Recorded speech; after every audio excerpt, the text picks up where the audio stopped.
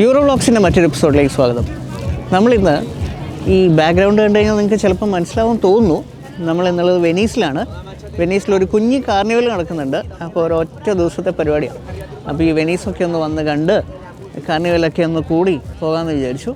അപ്പോൾ യൂറോ വ്ളോഗ്സിൻ്റെ പുതിയൊരു എപ്പിസോഡിലേക്ക് സ്വാഗതം. സ്വാഗതം. ലോകത്തുള്ള ഏതൊരു സഞ്ചാരിയുടെയും ബക്കറ്റ് ലിസ്റ്റിലുള്ള ഒരു സ്ഥലമാണ് വെനീസ് എന്ന് പറയുന്നത്. വളരെ മനോഹരമായ ഒരു ലഗൂണാണ് വെനീസ് എന്ന് പറയുന്നത്. 118ഓളം ഐലൻഡ്സും 400-ലധികം ബ്രിഡ്ജസും ഉള്ള ഒരു സ്ഥലമാണ് വെനീസ് എന്ന് പറയുന്നത്. ഇത് ഒരു തുറമുഖ നഗരമാണ്. അതിലുപരി ഒരു വലിയൊരു വ്യാപാര നഗരമാണ്. അങ്ങനത്തെ ഒരു ടൂറിസ്റ്റ് അട്രാക്ഷനാണ്. അങ്ങനത്തെ ഒരുപാട് പ്രത്യേകതകളുള്ള ഒരു വളരെ ഭംഗിയുള്ള ഇറ്റലിയിലെ ഒരു നഗരമാണ് വെനീസ് എന്ന് പറയുന്നത്. 5-ാം നൂറ്റാണ്ട് മുതലാണ് വെനീസിൻ്റെ ചരിത്രം തുടങ്ങുന്നത്. ഞാൻ ഒരുപാട് ചരിത്രം പറയാൻ ആഗ്രഹിക്കുന്നില്ല, കാരണം ഇത് ഒരു വൺ ഡേ ട്രിപ്പാണ്. വൺ ഡേ ട്രിപ്പിൽ നമുക്ക് പരിമിതമായ സ്ഥലങ്ങൾ മാത്രമേ കാണാൻ സാധിക്കുകയുള്ളൂ. ഇപ്പോൾ ഇവിടെ കാർണിവലിൻ്റെ സീസണാണ്. കാർണിവലിൻ്റെ സീസൺ എന്ന് പറഞ്ഞു കഴിഞ്ഞാൽ വെനീസ് കാർണിവൽ ഒരുപാട് ദിവസം നീണ്ടു നിൽക്കുന്ന കാർണിവലാണ്. ഇത് ഒരു ഡോർബെല്ലാണ് കേട്ടോ, മെട്രോപോൾ ഹോട്ടലിൻ്റെ ഡോർബെല്ലാണ്. എന്താ സെറ്റപ്പ് നോക്കി, ഇതാണ് അതിൻ്റെ ബെല്ല്. ഇത് ഇറ്റലിയിലൊരു ഫേമസ് മ്യൂസീഷ്യൻ ഉണ്ടായിരുന്നു, അന്തോണിയോ വിവാൽഡി എന്ന് പറഞ്ഞിട്ട്. അദ്ദേഹത്തിൻ്റെ പള്ളിയാണിത്. പുള്ളി ഒരു പ്രീസ്റ്റായിരുന്നു. സോ അദ്ദേഹത്തിൻ്റെ പള്ളിയാണിത്.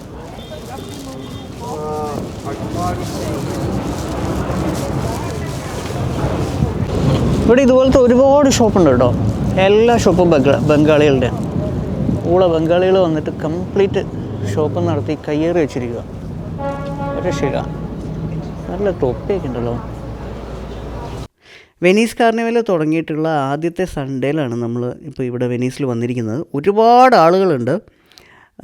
നമ്മളൊരു ടൂർ ഗ്രൂപ്പിൻ്റെ കൂടെയാണ് വന്നിട്ടുള്ളത്. ഇപ്പോൾ നിങ്ങളിപ്പോൾ ഈ കാണുന്നത് വെനീസിലെ പോലീസ് സ്റ്റേഷനാണ്. ഇവിടെ പോലീസും എല്ലാവരും ഈ പറഞ്ഞ പോലെ ബോട്ടിലാണ് യാത്ര ചെയ്യുന്നത്. ഇപ്പം വന്നിറങ്ങിയിരിക്കുന്നത് അവിടുത്തെ എന്തോ വലിയ ആളാണ്, ഇൻസ്പെക്ടർ പോലത്തെ എന്തോ വലിയ സംഭവമാണ്, കമ്മീഷണർ എന്തെങ്കിലുമൊക്കെ ആയിരിക്കും. ഈ കരബിനീരിൽ നിന്നാണ് ഇവിടുത്തെ പോലീസിന് പറയാം. അവരുടെ ബോട്ടാണ് നിങ്ങളിവിടെ കാണുന്നത്. നിരത്തിയിട്ടിരിക്കുന്ന മുഴുവനും പോലീസ് സ്റ്റേഷൻ്റെ വണ്ടികളാണ്. വെനീസിൽ ബോട്ട് മാത്രമേ ഉള്ളൂ ട്രാൻസ്പോർട്ടേഷനായിട്ട് ഉപയോഗിക്കുന്നത്. വേറെ ഒരു വണ്ടികളും ഇതിൻ്റെ അകത്തേക്ക് കയറുകയില്ല, കയറ്റാൻ സമ്മതിക്കത്തുമില്ല, കയറ്റാനുള്ള വഴിയുമില്ല. അതാണ് വെനീസിൻ്റെ ഒരു പ്രത്യേകത. വെനീസിൽ മുഴുവൻ കനാലുകളാണ്. ഒരുപാട് കനാൽ റോഡുകളുണ്ട്. അതിൽ കൂടെ നമുക്ക് ഇങ്ങനെ ബോട്ടിൽ സഞ്ചരിക്കാം. ഇതേ സാഹചര്യമാണ് നമ്മളുടെ കുട്ടനാട്ടിലും ആലപ്പുഴയിലും ഒക്കെ ഉള്ളത്. അതുകൊണ്ടാണ് കിഴക്കിൻ്റെ വെനീസ് എന്ന് നമ്മളുടെ കുട്ടനാടിനെയൊക്കെ ആലപ്പുഴേനെയൊക്കെ വിളിക്കുന്നത്. 5-ാം നൂറ്റാണ്ട് മുതലാണ് വെനീസിൻ്റെ ഒരു ചരിത്രം ആരംഭിക്കുന്നത്. അക്കാലത്ത് ഇവിടെ ഈ കെട്ടിടങ്ങളൊക്കെ നിർമ്മിക്കാൻ വേണ്ടിയിട്ട് ഇവർ മരം ഉണ്ടല്ലോ, മരം പൈലടിച്ച് അടിവശം സ്ട്രോങ് ആക്കി അതിൻ്റെ മേലെ ബ്രിക്ക് വെച്ചിട്ട് കെട്ടിയിട്ടാണ് ഈ കണ്ട നഗരം ഇവർ ഉണ്ടാക്കിയെടുത്തിരിക്കുന്നത്, അന്നത്തെ ആളുകൾ. ഇപ്പം ഒരുപാട് ഈ ബിൽഡിങ്ങുകളൊന്നും താഴത്തെ നില ഉപയോഗിക്കുന്നില്ല എന്നാണ് അറിയാൻ കഴിഞ്ഞത്. കാരണം അവിടെയൊക്കെ ഒരുപാട് പ്രശ്നങ്ങളായി തുടങ്ങിയിട്ടുണ്ട്. ഒരുപാട് കാലം കഴിയുമ്പം ഈ നഗരം ഉണ്ടാവില്ല എന്നും പറയപ്പെടുന്നുണ്ട്, അറിയത്തില്ല.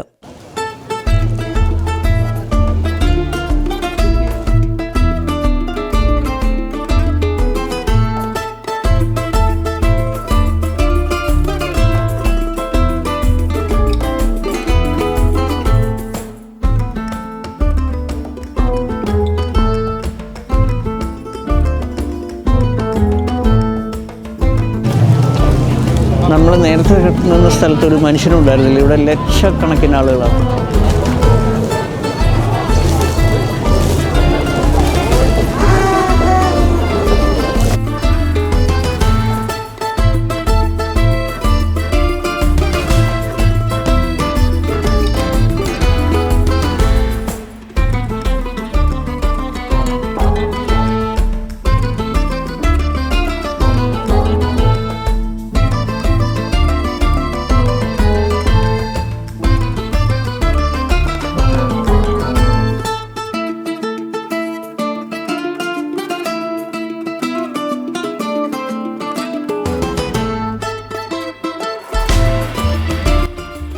ഈ കാണുന്ന ബിൽഡിങ് ഇവിടുത്തെ ജയിലാണ്.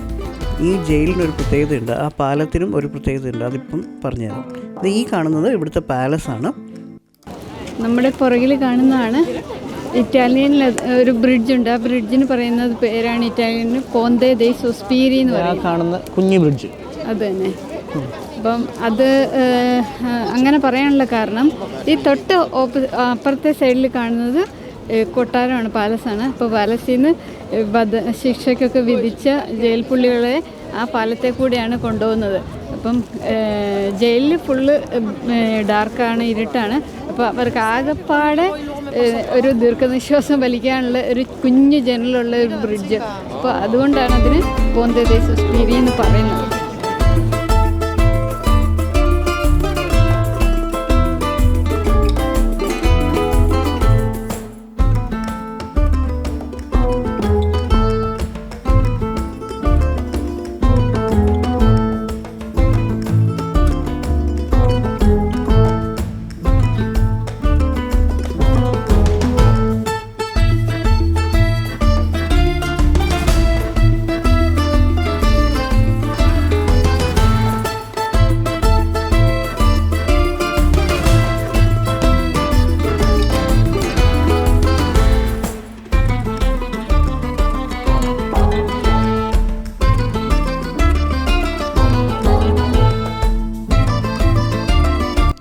ഈ കാണുന്നത് ഇവിടുത്തെ ബസിലിക്കയാണ്.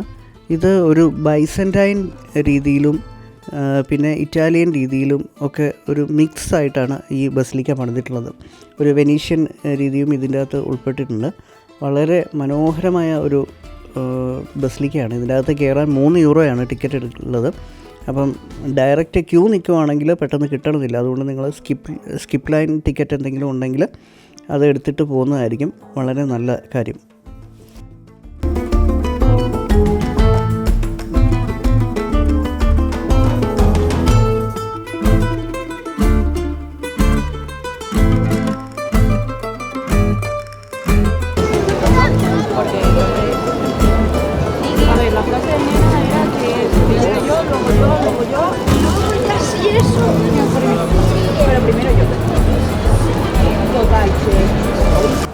നമ്മൾ ഈ നടന്നുകൊണ്ടിരിക്കുന്ന സ്ക്വയർ എന്ന് പറയുന്ന പേരാണ്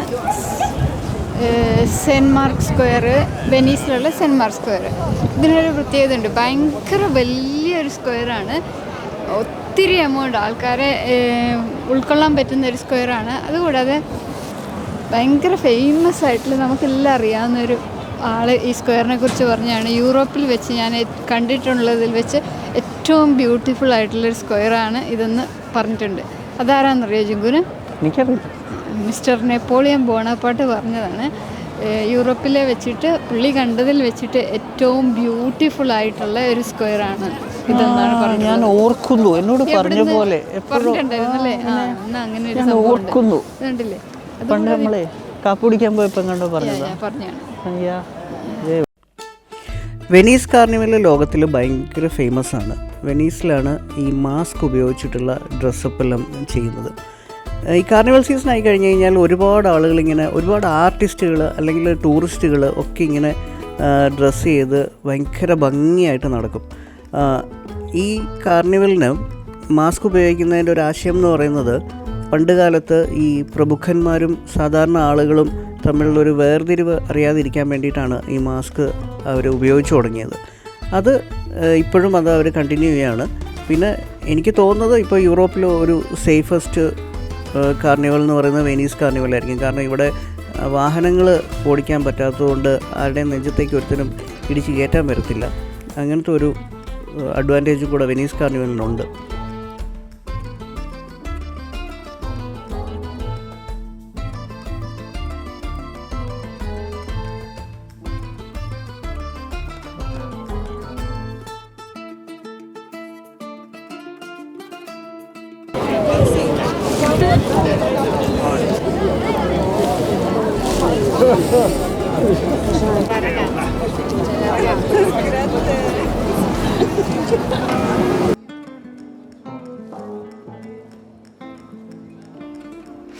ഈ സൈഡിൽ കാണുന്നത് ബെൽ ടവറാണ്. അതിപ്പം നമുക്കതിൻ്റെ അകത്ത് പ്രവേശിക്കാൻ പറ്റത്തില്ല, കാരണം അത് മെയിൻ്റെനൻസ് നടന്നുകൊണ്ടിരിക്കുകയാണ്. അതിന് 10 യൂറോ ആണ് അതിൻ്റെ ഫീസ് വരുന്നത്. 10 യൂറോ കൊടുക്കുകയാണെങ്കിൽ നമ്മൾ അതിൻ്റെ മേലെ കയറാം. അതിൻ്റെ മേലെ കയറിയാൽ വെനീസ് ഓൾമോസ്റ്റ് നല്ല വൃത്തിയായിട്ട് കാണാൻ സാധിക്കും. ഈ സെൻറ്റ് മാർക്ക് സ്ക്വയറിൻ്റെ സൈഡിലൊക്കെ ഒരുപാട് റെസ്റ്റോറൻറ്റുകളുണ്ട്. അതിൽ മുഴുവനും എന്ന് പറഞ്ഞ പോലെ ടൂറിസ്റ്റുകൾക്ക് വേണ്ടിയിട്ട് മാത്രം ഉള്ളതാണ്. അത് ഭയങ്കര കോസ്റ്റ്ലിയാണ്. പലതും ഇറ്റാലിയൻസിൻ്റെ അല്ല, പലതും ബംഗ്ലാദേശികളുടെയും വേറെ രാജ്യക്കാരുടെയൊക്കെയാണ്. അപ്പം നമ്മൾ ഒരു നന്നായിട്ട് ഫുഡ് കഴിക്കണമെന്നുണ്ടെങ്കിൽ നമ്മൾ ഇതിൻ്റെ ഔട്ട്സ്കേർട്സിലേക്ക് പോയിട്ട് കഴിക്കേണ്ടി വരും. ഈ കാണുന്നത് ഇറ്റലിയിലെ ഭയങ്കര ഫേമസ് ആയിട്ടുള്ള മുറാനോ ഗ്ലാസ് വർക്കാണ്.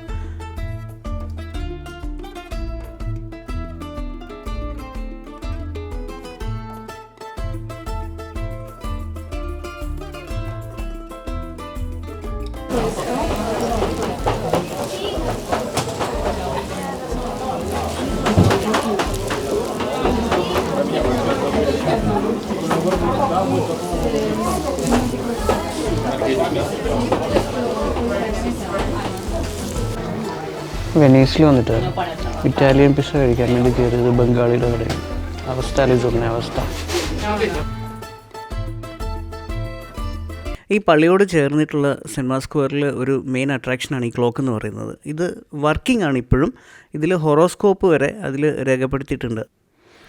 പിന്നെ നിങ്ങളോട് കാര്യം പറയാനുള്ളത്, നിങ്ങൾ ഫുഡ് വാങ്ങിച്ചിട്ട് കൈ പിടിച്ചുകൊണ്ട് നടക്കരുത്. ഇവന്മാരടിച്ചുകൊണ്ട് പോകും. ഈ സീ ഗേൾസിൻ്റെ ഒരു താവളമാണിത്. നമ്മൾ ഗോന്തോളയിൽ കയറാൻ പോവാം. അപ്പോൾ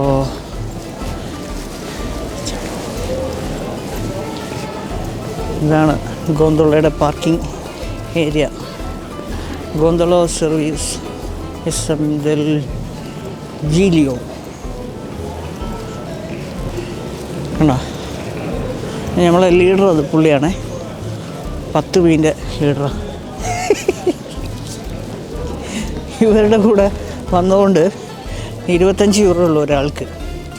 അല്ലെങ്കിൽ 75-80 യൂറോ ഉണ്ട് ഒരാൾക്ക് ഇവർ വാങ്ങാം. പക്ഷെ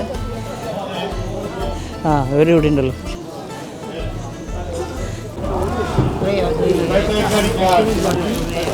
Aspetta che forse arrivano. Mi hanno detto tutti chiare. Wow, പൊളി. Ultimo del gruppo anche. ഞാനേ ഒരു ടിപ്പ് പറഞ്ഞുതരാം. നമ്മൾ ഇപ്പോൾ ഗ്രൂപ്പിൻ്റെ കൂടെയൊക്കെ ഇതിൽ കയറാനൊക്കെ വരുമ്പോൾ ഉണ്ടല്ലോ, ബാക്ക് വലിഞ്ഞ് നിൽക്കണം. ഇപ്പോൾ ശരിക്കും പറഞ്ഞു കഴിഞ്ഞാൽ ഞങ്ങൾ ഒരാൾക്ക് 25 യൂറോ ആണ്.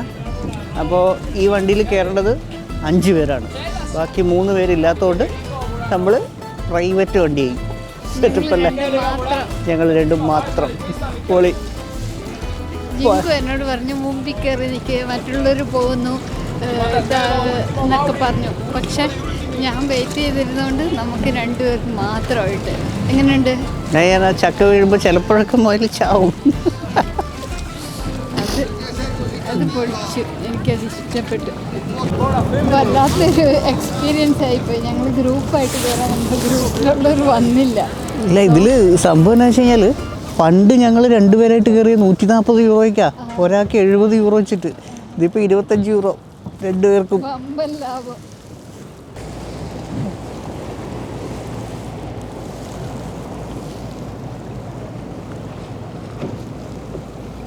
ഇതുണ്ടോ തിര, കണ്ടോ തിര.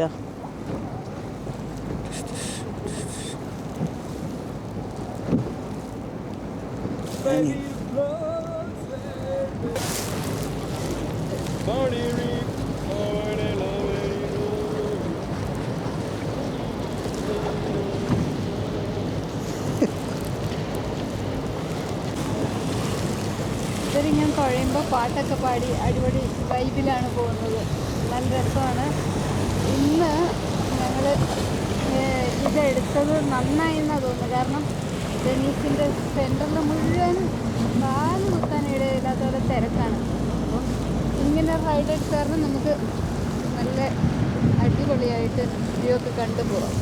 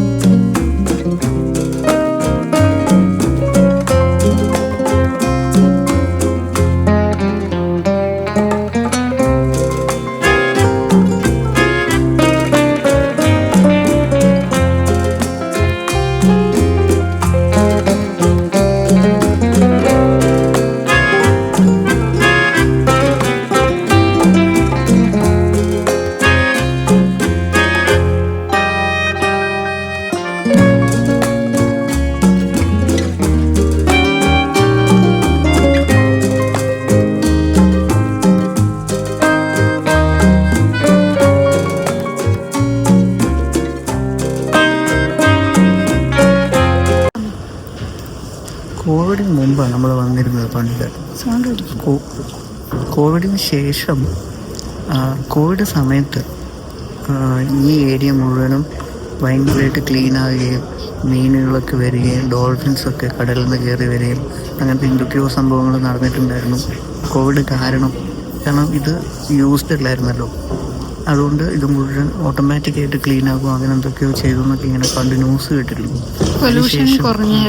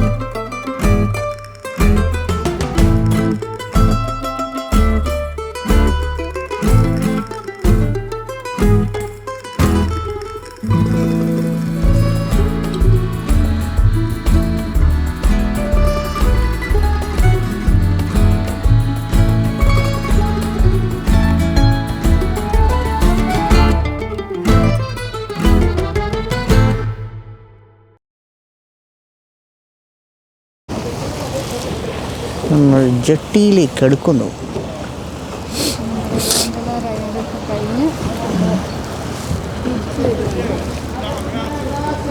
നമ്മളാണ് ആദ്യം ഇറങ്ങിയത്, നമ്മളെ ടീം എടുത്തു. അതോ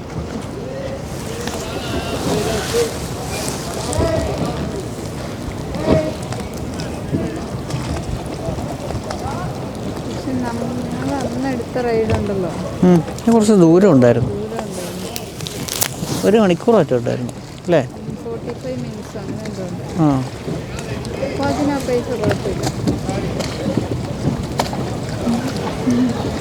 കറക്റ്റായിട്ട് പാർക്കിങ്ങിലേക്ക് കയറ്റുവാണ്.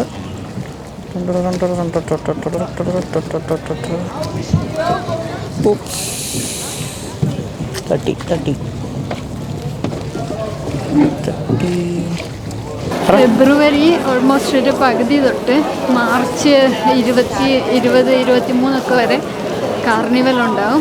അപ്പം വെനീസ് കാർണിവൽ ഭയങ്കര ഫേമസ് ആണ്. അതുകൊണ്ട് ടൂറിസ്റ്റുകളുടെയും വിസിറ്റേഴ്സിൻ്റെ ഒക്കെ ഒഴുക്കാണ്.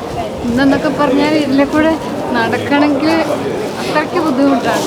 ഈ ഒരു ഏരിയയിൽ കുറച്ച് ആൾ കുറവുണ്ട്. പക്ഷേ സെൻറ്റ് മാർക്ക് സ്ക്വയറിൻ്റെ ഒക്കെ അവിടെ നിലത്ത് എന്താ പറയുക, പൂഴി പിരിച്ചിട്ടാൽ വീഴൂല, അങ്ങനെ ഒരു പറഞ്ഞില്ല. ആ ഒരു ടൈപ്പ് ആൾക്കാരുടെ ഒഴുക്കാണ്.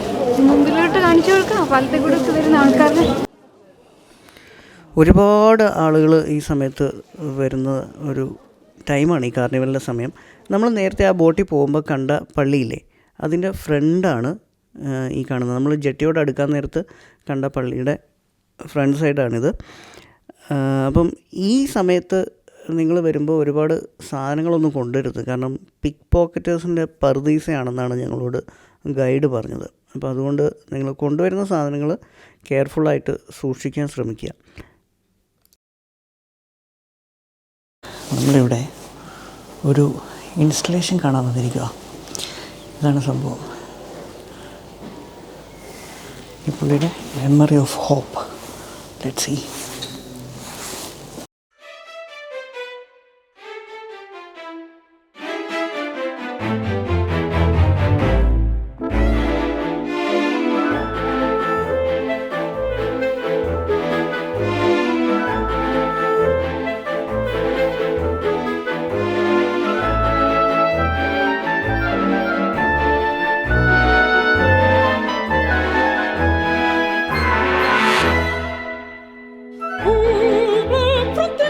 Fronteggiamo la sventura, buia, solo stelle, nulla più.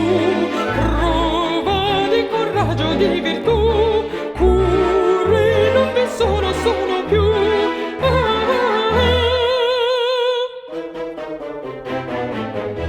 Cure, presta il fianco all'avventura, trova, aspetta il gioia per l'onor. Passaggio verso sud, guida senza indugio né pietà.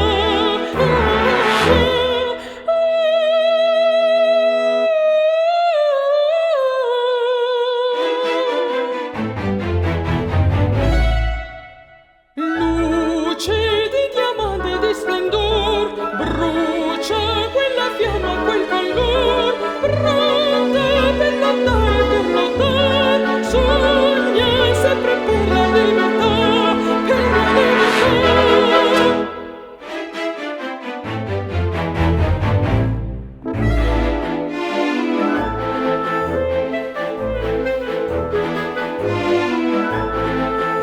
Anche va.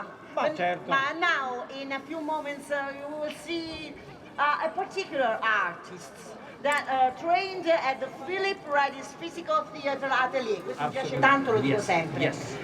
With Marcel Marceau, Yes. Django Edwards, Peter Schub and Johnny Melville. It brings back to life the art of the jester, understood as in the Middle Ages. Forse è per questo che ha tanti anni. Che è brutto, da tempo. In which In inglese? Nespolo, no, adesso questo è troppo. Nespolo non ero preparata. Sulla Nespola. La mela. നമ്മൾ വെനീസിലെ ഏറ്റവും famous കഫേയിൽ നിന്നൊരു കാപ്പി കുടിക്കാം എന്ന് വിചാരിക്കുകയാണ്. Florian. Queue ആണോ? Bullshit. നമ്മൾ കാപ്പി കുടിക്കാൻ വിചാരിക്കുമ്പോൾ എല്ലാവർക്കും കാപ്പി കുടിക്കണം. ഇതൊരു അക്രമമാണ്. Queue room.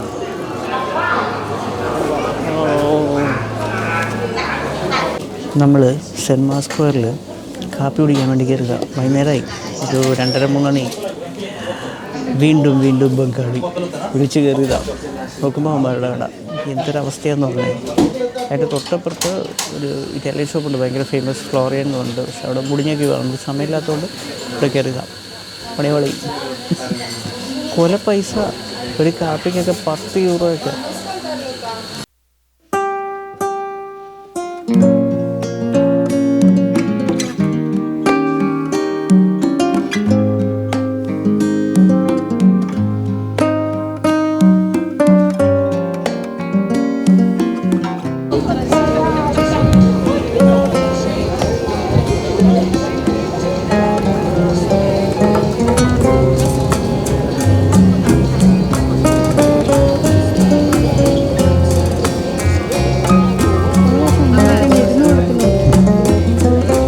ഞാനും ഇരുന്ന് കൊടുക്കും.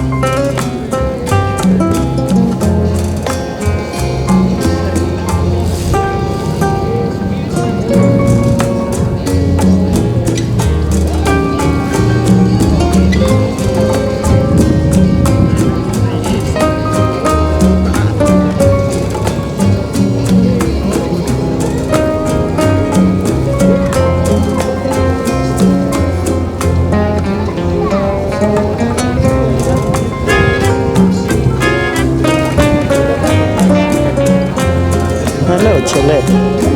നല്ല ഒച്ച.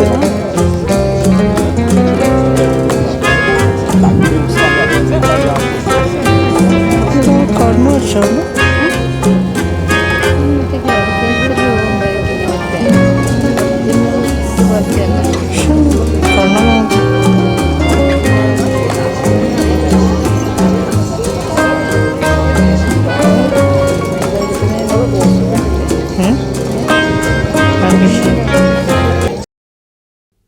അങ്ങനെ ഞങ്ങളുടെ വൺ ഡേ ട്രിപ്പൊക്കെ കഴിഞ്ഞ് ഞങ്ങൾ തിരിച്ചു പോവുകയാണ്. നമ്മൾ ബോട്ടെടുത്ത് ഗ്രാൻഡ് കനാലിൽ കൂടെ പോയി നേരെ അപ്പുറത്തുള്ള ജെട്ടിയിൽ പോയി ഇറങ്ങി. അവിടെയാണ് ഞങ്ങൾ വന്നിട്ടുള്ള ബസ് നിർത്തിയിട്ടിരിക്കുന്നത്. അപ്പം അതിൽ കയറി പോവുകയാണ് ചെയ്യുക.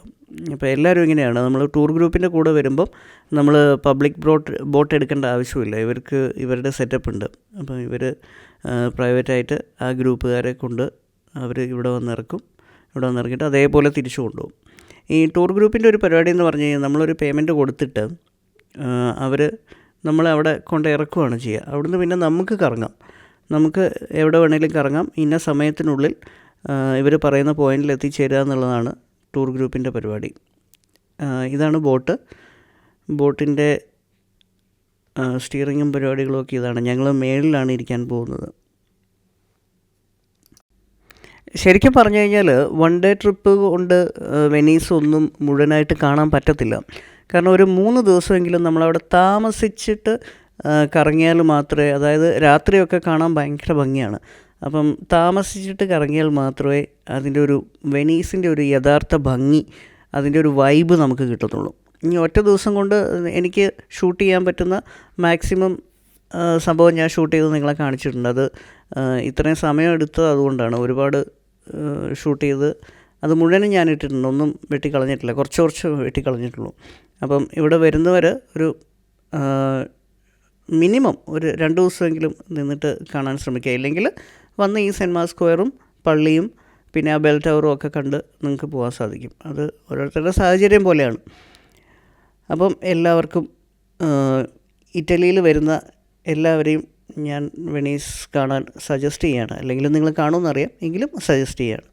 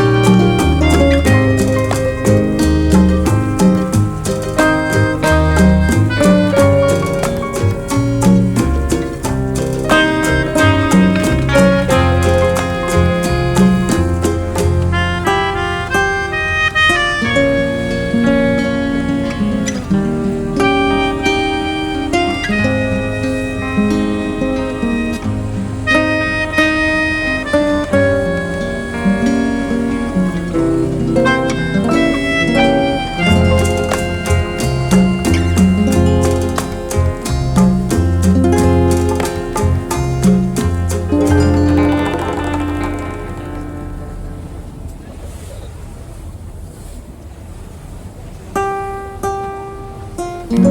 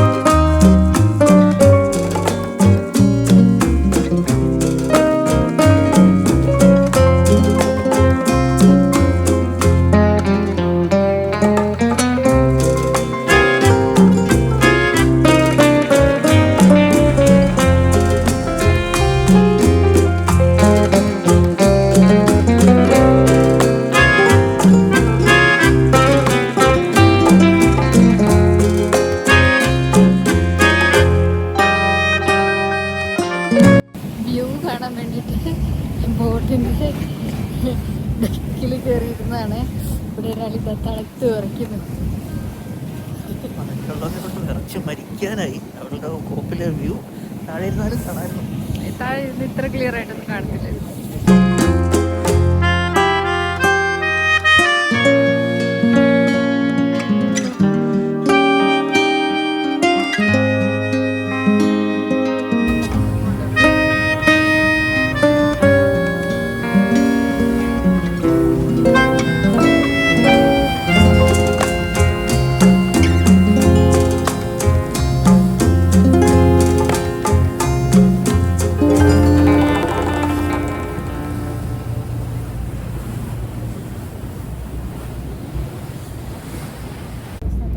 കഴിഞ്ഞു ഗായ്സ്, പരിപാടി കഴിഞ്ഞു. ഞങ്ങൾ എന്താ പറയാ, ബോട്ടിൽ നിന്ന് ഇറങ്ങാൻ പോവുകയാണ്.